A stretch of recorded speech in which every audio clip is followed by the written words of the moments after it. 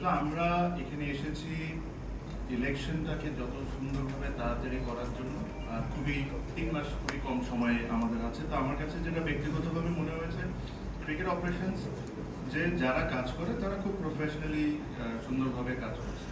এই একটা জায়গায় এত এত সেন্সিটিভ যে ধরেন আমি একজনকে নিয়োগ করলাম বা থাকলাম, যে এসে যদি আমি আবার ইনপুটটা দিই, তো এই জিনিসটা একটা ডিস্টার্বেন্ট হওয়ার চান্স থাকে। সো আমরা যে সিদ্ধান্ত নিয়েছি সবাই মিলে, যে ক্রিকেট অপারেশনে আমরা কাউকে এখন নিয়োগ দিব না। কোনো কিছু যদি আসে, কোনো ইনকোয়ারি যদি আসে ক্রিকেট অপারেশন থেকে, ওটা আমরা বোর্ডে বসে ডিসাইড করি। So I will read out the names. So Tamim Iqbal, which is me, will handle working committee and facilities. Fahim Sina will look after GD, which is game development and BPL. Rafiqul Islam Babu will be grounds.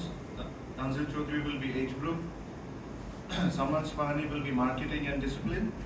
Rasna Imam will be women's wing, medical and complaint committee. Shabil Kusur will be finance and welfare. Saeed Ibrahim Ahmed will be security and tender purchase.